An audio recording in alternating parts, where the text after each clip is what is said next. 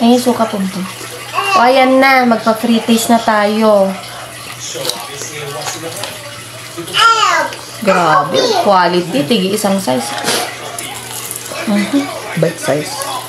Hindi mo siya naluto sa loob. Ito naman. Hindi sana ito eh. Hindi masarap yung masyadong maragmag na.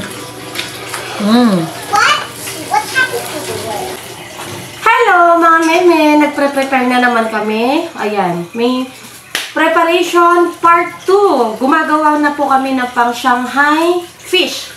Para makapagbalkot na po kami. Tapos mamaya, huhubaran na namin yung chicken breast. Gagawin na po namin chicken fillet. Sauce na sabo? Ay, sir. 9.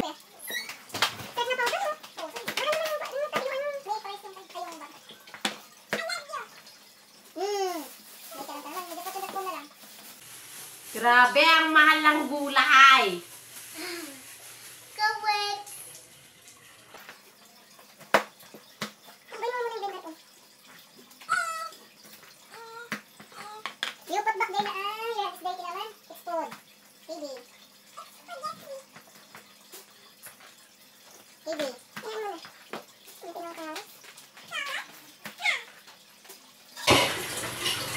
Wala na, pang Shanghai lang to. You, give here. Pang Shanghai lang to. Ang ulti. Ugasan mo naman, grabe ka naman, oh. Tali pa ng mga isis, oh. Doon nagtapon,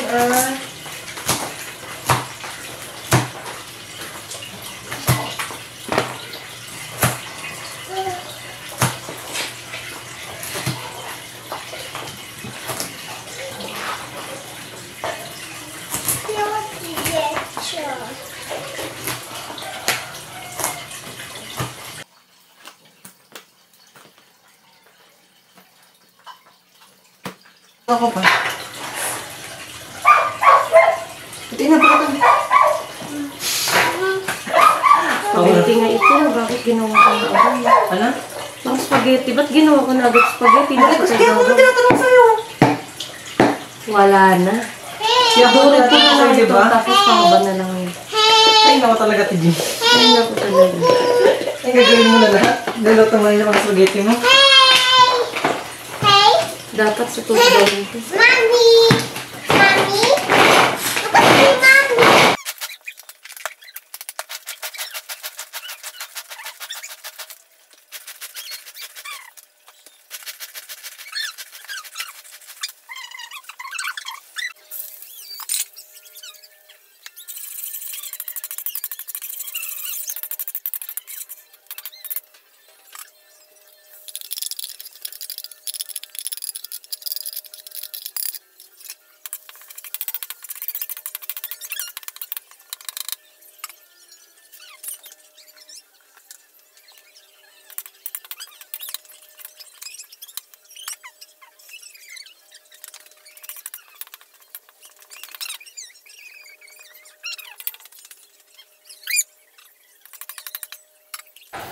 At ayun na mga kameme, nakapaggisa na tayo ng mga ilalagay natin dito sa ating wrapper. Pero bago natin ilagay mga kameme ko, make sure natin na drain kasi maraming tubig yun. Tsaka dapat malamig na. At ayan na nga, hapon na yun, maggagabi na nga. Tamang-tama kasi umaga natin niluto yun. At ngayon, maggagabi na, malamig na yun. At ayan, ganitong ginagawa ko mga meme sa pag-prepare ng Shanghai wrapper. Hinahati ko po sa gitna. Ayan, tinutupi ko sa gitna tapos hahatiin ko yung gilid. Para mamaya, tigi-isang bite na lang po yung magaganap. Para maganda po tignan, tigi-isang sizes lang po sila. At ayan na mga meme, naglapat na ako ng dalawa dyan sa ating pabilao. Nakikita nyo ba? Ginawa ko po siyang parang letter T. Okay, parang pangsasalo po natin yung hiniwa natin sa gilid ng wrapper kanina. Tignan nyo kung gaano kaganda mga kameme. O diba, tigi-isang bite lang yan. Pagka i-roll mo na po, may sasalo po sa kanya dyan sa may gilid, kaya maganda. At saka yung ginagamit po nating panglock po pala dyan ay itlog. Para mas maganda, mas malak talaga. Kasi pag tubig, may tendency po siyang bubuka. Ganun lang ang gagawin natin mga kameme hanggang matapos po yan. Halos kulang-kulang 300 pieces din yan mga kameme ko. O diba? Ang dami-dami. Para meron pang mga mai-take out yung mga bisita ko sakali. Para hindi sila mabitin. 3 days before the birthday nga, ginawa na namin yung Shanghai. Tapos, freezer ko na lang mga meme. Kadahilanang wala po talaga kaming kasama ni Pompom.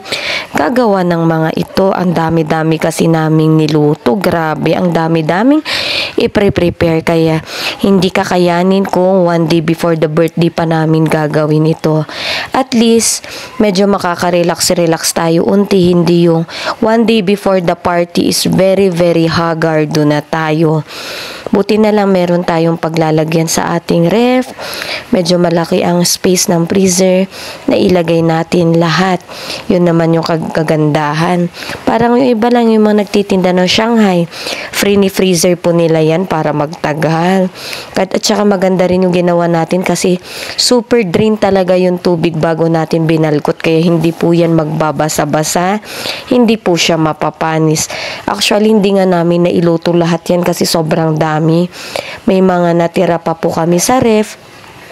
Kaya ayan, para sa next day, meron pa po kaming extrang uulamin kung gusto namin mag-Shanghai or magme-merienda po kami. Pwedeng-pwede kami magprito ulit kasi may mga natira pa nga. Pati nga mga kapitbahay, nabigyan namin ng mga handa ni Kiwi kasi ang dami-dami talagang natira. O, Jiva, ayan na o, tignan nyo naman kung gaano kadami yan mga meme. Na-realize ko na hindi pwedeng i-freezer yung ganito kalaki. Sasakupin niya yung isang buong space. Kaya ito, pinunta natin ang mga Shanghai natin na naayon sa sukat, naayon kung ilang pwede ang ilagay. Hindi sila napipit-pit para ilagay natin sa freezer. Mas maganda po kasing naka-ziplock para mas naayon po siya. May freezer ng maayos. Kasi kapag naka-Tupperware, Diyos ko, naloka ako, wala akong mapaglagyan. Kaya eto tayo, for the lagay na naman na tayo sa supot. O Jiva, diskarte lang mga kameme ko para hindi tayo ang mahirapan. Maganda nga yung mga ganito kasi per balkot, per batch. Para kapag didipros mo na siya, hindi lahat madidipros, napaka-nicey. At ayan na mga kameme ko, tignan nyo ulit. Ito yung sinasabi ko kanina. Parang letter T po siya, tapos panglalak natin itlog. Naka letter T, lalagyan natin, tapos pagbabalkutin na natin, nakaharang na po siya. May pangharang na sa meme, kilid. punong-puno. Done! Meron pang tira. 1 down mga meme. Tapos na po kami sa ating fish Shanghai. O, Jiva. Yan na mga kameme, kailangan na naman nating kalasin sa Tupperware. Kasi kung ganito kadami, sigurado mapapanis kasi magmo-moist po siya. Tsaka hindi kasya sa freezer, kailangan i-chiller lang natin to. Hindi pwede, kaya ito naayon sa sukat, naayon sa dami. Ayun, lalagay natin sa mga ziplock o sa supot para ma-freezer natin. Save space pa nga. Para kapag i-defrost natin per pack, o diba mas maayos yun? Para lahat hindi masira, magtagal pa. Ilalagay kasi natin sa freezer. Kung naka-Tupperware, ilalagay natin, Diyos ko, lalamunin niya lahat ng space. Kaya kailangan natin lagyan ng bigyan ng diskarte. At ayan na nga, hinihigop ko pa para naman talagang walang hangin. At ayun lang mga kameme, thank you for watching. Sa nagtatanong pala kung ano ang nilagay naming isda dito, yung nakadilata lang po na Hokkaido na mackerel. Yun lang mga kameme. I-drain nyo lang po yung tatanggalin nyo yung tubig, tatanggalin nyo yung bones, tapos imamash nyo. Yun na po yung ihahalo nyo. Sobrang sarap po nun mga kameme ko, promise. Napakalasa. Medyo nagkulang nga ata kasi ang dami naming nilagay na gulay ni Pom. Pero etong kaganapan ng birthday nung dalawa ay successful. Pagod na pagod kami, pero worth it ang pagod kasi masaya ang lahat. Ayun lang mga kameme. Thank you for watching. Please don't forget to like and subscribe. Huwag nyo rin pong kalimutan i-click ang bell para sa next upload. Mag-notify po sa inyo. Maraming salamat po sa suporta. Paalam! Start na tayo?